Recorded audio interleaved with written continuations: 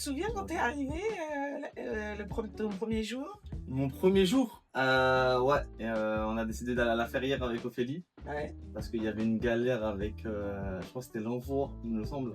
C'était quoi? On allait déposer nous-mêmes les livres Ah chez oui, à Pollen. l'entrepôt. Ouais. Ah ouais. Je sais plus c'était quoi le problème exact, mais je sais qu'on devait y aller impérativement avant une date butoir. Ouais. Et on est allé et c'était ma première mission.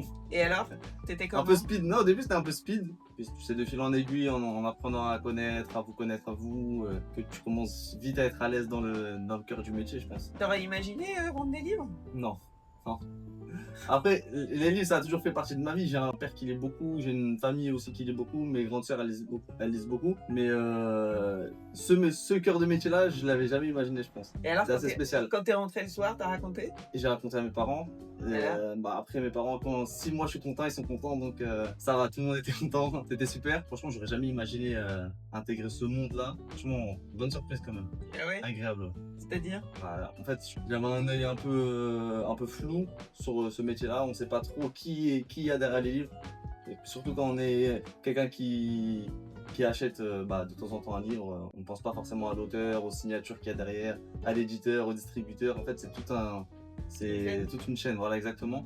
Et j'ai appris à connaître ça en fait. Hein. Et tu te souviens de ta première librairie, enfin ton premier... Ma première librairie, c'était à la Roche-sur-Yon avec Ophélie, en revenant de la Ferrière. Ah ouais, dans l'Ouest. Justement, voilà. Et en fait, on en avait fait une ensemble, histoire de voir en fait comment elle parlait aux libraires. Et juste après ça, elle m'a mis directement dans le bain, donc elle m'a dit allez, lance-toi, va démarcher. Donc moi, tout timide, j'y vais, en sachant à peine de quoi je parle. Mytho féminin, mytho masculin, au début c'est super flou, je connais même pas le nom des auteurs pour te dire. Mais ouais, j'y suis allé et franchement au culot, ça a payé vu que première librairie, première commande. Elle est belle. Et la joie de vendre. La satisfaction, elle est immense. Parce que tu peux enchaîner 10 refus, mais un libraire qui va accepter de te prendre des livres, ça va te refaire pour les 5 prochaines librairies que tu vas faire, ça va te mettre en smile comme pas possible. Et en fait, tu as surtout la satisfaction d'avoir réussi ta mission, tu vois. Donc je pense que c'est un bon point en plus. Tu te souviens quand on est allé un peu plus tard, tous les deux dans une librairie, et où ça t'avait vachement choqué parce que j'expliquais, je racontais au type voilà, et que le type il s'est interrompu pour vendre un stabilo. T'étais ulcéré. Non mais littéralement, mais là dis-toi que j'étais dans ma phase intermédiaire on va dire. Donc j'avais pas encore. Ça c'était en mars je crois. Voilà, j'avais le côté discours que j'avais acquis, tu vois, le discours reconnaissance que j'avais acquis, mais j'avais pas encore comment dire, un aplomb. Cet aplomb-là qui fait que le libraire va se focaliser uniquement sur moi. Et ça fait que, en te voyant, ça m'a ouvert plein de portes parce que par la suite, c'est... Je t'ai dit vas-y, faut y voilà, aller. Exactement. Je pensais à cette parole et je me suis lâché. Et donc, sur les destinations suivantes, j'ai su en gros qu'il fallait que le libraire ait que les yeux sur moi et pas sur son ordinateur ou sur ses autres livres. Capter son attention. Voilà, exactement. Ouais. Alors, c'est quoi ton meilleur souvenir de librairie? C'est quoi la meilleure librairie que t'aies vue? Ton meilleur souvenir? Il y a la plus belle et mon meilleur échange. Ouais. Je pense que la plus belle que j'ai vue en termes de beauté, je vais te faire un top 3, je dirais 3e Mola à Bordeaux. Ouais. C'est assez grande librairie classique avec les grandes échelles comme à l'ancienne. Il y avait le même délire à Tropisme à Bruxelles. Ouais. Là aussi assez original, librairie un peu à l'ancienne. Comme plus belle, je te dirais, il y avait La Galerne au Havre. La Galerne au Havre, très très grosse librairie. Ouais. En fait, elle faisait café, elle faisait un peu, tout le monde était un peu le bienvenu, tu vois. Il y avait des canapés un peu partout. Donc on se retrouvait à ce que même le client qui ne va pas acheter puisse prendre un livre et se poser. En fait, c'était un lieu assez convivial. Et après, elles sont à peu près toutes belles, hein, je dirais la vérité. Les librairies café. T'es un vrai commercial. Hein. Non, vraiment, il y en a vraiment qui m'ont impressionné, mais pas parce qu'elles étaient belles, mais originales. Je sais pas si tu vois ce que je veux dire.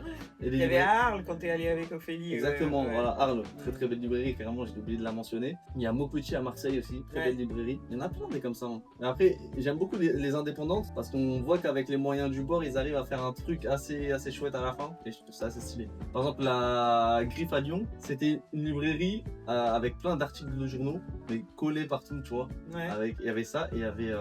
J'ai eu beaucoup de librairies comme ça qui se marquent, que qui te donne envie d'y retourner. Et alors raconte-nous l'anecdote que tu as eue à Strasbourg. Alors ça c'est une des anecdotes, mais ça m'avait frappé.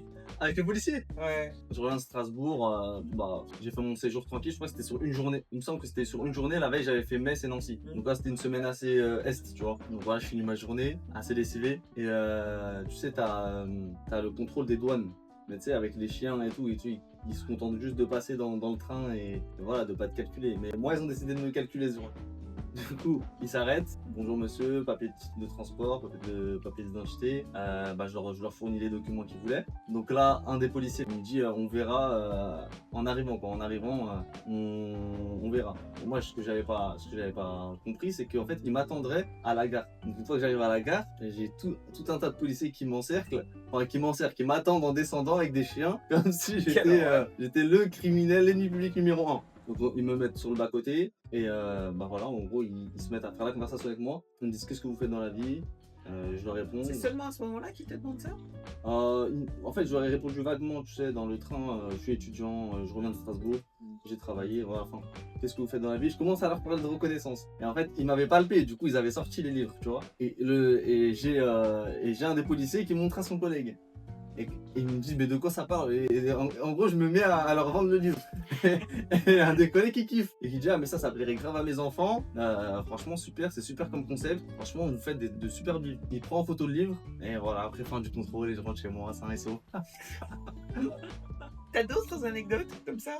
Des trucs qui t'ont marqué? Comme anecdote, celle-là elle est assez courte. Mais en gros, l'un de mes premiers séjours c'était à Orléans. Donc j'arrive dans la plus grosse librairie d'Orléans, je crois que c'était l'une des premières que j'ai fait d'ailleurs. J'arrive, je rencontre le directeur. La vente se conclut pas parce qu'il y a une libraire qui essaie de s'accaparer, tu vois, la rencontre qui s'immisce en gros dans la rencontre entre moi et le directeur. Donc là, gros malaise, le directeur et elle commencent à se prendre la tête devant moi et finalement il commande pas les livres. Il me dit envoyez-moi un mail. Et 2 mois plus tard, je vais à Rennes.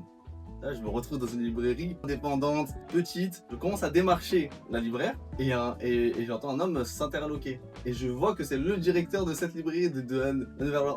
Et en fait, je me rends compte que je l'ai croisé au milieu de Rennes, une ville rien à voir, et qui me dit qu'il a un rendez-vous pas loin avec un comité de libraires, mais qu'en fait, il était dans la région et qu'il faisait le tour de sa librairie préférée, qui était celle-ci. Et je fais d'une paire de coups. Du coup, je parle à la libraire et je parle au monsieur, du coup, qui se rassemble. Et on a le libraire et on a le patron de la libraire qui commence à me vendre à la libraire de cette librairie-là.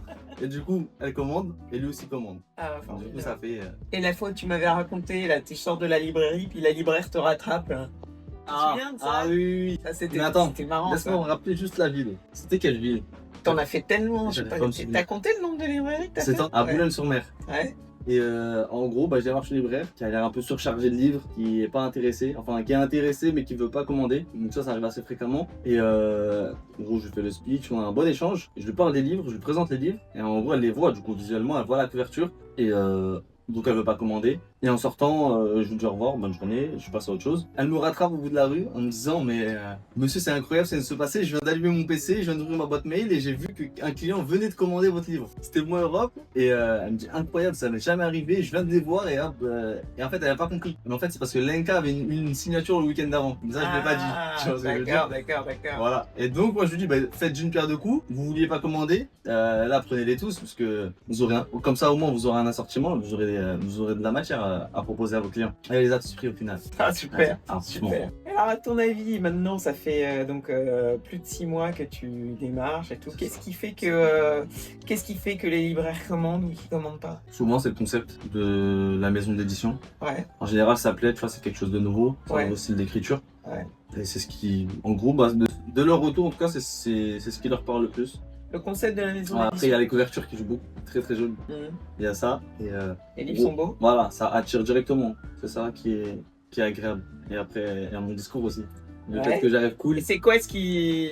C'est parce que t'es cool, c'est cool. Franchement, j'arrive cool, hein. Je préfère ne pas être trop commercial, plutôt avoir une démarche assez naturelle. Je pense que c'est le but du concept, au final, de passer par une autodiffusion. Donc j'essaie de me prêter au jeu et directement aller au contact des libraires, comme si c'était des amis, tu vois. En fait, rapidement le tutoiement, tu vois, au bout de 2 minutes, on se tutoie et c'est assez agréable, j'ai envie de dire. Et il y a même à Toulouse, il y a même des libraires qui m'ont proposé un café, grave cool. Sympa ça. Ouais. Et qu'est-ce qui fait qu'ils commandent pas? Qui commande pas? En général, c'est soit qu'ils faisaient déjà quelque chose avant, tu vois, il y a ce facteur-là. Ah, tu veux dire, ils sont occupés, tu les Voilà, déranges c'est un mec qui vient un peu chiant, tu vois. Ouais. Ou un mec qui passe une mauvaise journée, ça peut être. Ouais. C'est super probable. Du coup, je pense qu'il y a ça. Il y a la mauvaise humeur, je pense. C'est la mauvaise humeur qui fait que la personne ne convient pas. Après, à moi, je peux me foirer aussi à certains moments. Quelqu'un qui vient et qui a beaucoup trop avenant, ça peut pas plaire, ça peut déplaire. Des fois, il faut savoir adopter son discours, tu vois. Ça aussi, ça joue. Et le fait d'aimer les livres que tu vends, ça joue? Ouais, ça c'est le meilleur, je pense. Parce que quand j'arrive, en fait, je présente le livre, mais je lui donne mon avis aussi, tu vois. Bien sûr. Je dis pour les avoir lus moi, allez-y les yeux fermés. Même pour le pitch, donc raconter l'histoire, je pense que ça joue. Parce que je mets la personne dans le bain et ça plaît. Hein. Surtout quand c'est des livres qui plaisent. Par exemple, l'histoire de Blanche-Neige, je pense que tout le monde aime ou tout le monde connaît. Minimum, comme Pénélope. Je pense que tout le monde connaît Ulysse et Pénélope. C'est les plus faciles à... C'est vrai que ça facilite. C'est facile d'en parler. C'est accessible aussi. Il y a un dernier truc que tu voudrais dire sur ton expérience? Mon expérience, elle est pas mal. Hein. Mon expérience, elle est grandiose pour l'instant. J'aime bien ce que je fais. On a une super équipe. Hein. On travaille bien, c'est agréable. Ouais. Et voilà. Hein. Ouais. C'est pas donné à tout le monde, je pense, d'avoir un cadre aussi. Tes copains qui sont en alternance, c'est pas aussi sympa? Non, c'est le métro boulot dodo. Ah ouais? Ouais. Toi, t'as bien aimé aller sur les routes Ouais, parce que moi, je suis une nature comme ça, tu vois. Moi, par exemple, on est une fratrie de 6 enfants. Et je suis l'enfant du milieu, mais c'est un peu moi que ma mère va envoyer partout, tu vois. Faire des courses, tu vois. Okay. J'ai un peu cette tu vas vers le dehors, toi. Voilà, exactement. J'ai toujours eu ce côté responsable, donc j'aime aussi m'aventurer. Je pense que sortir de sa zone de confort, c'est la meilleure des choses, hein. Surtout à mon âge. Parce que là, c'est là où je vois la vie. Bah, sûr. Là, je pense que j'ai vu presque toute la France. J'ai débloqué à 90%. Là. Il me reste que le bas, le sud-ouest. D'accord. C'est bon. Ok. Merci, Nabil. Avec plaisir. Avec plaisir.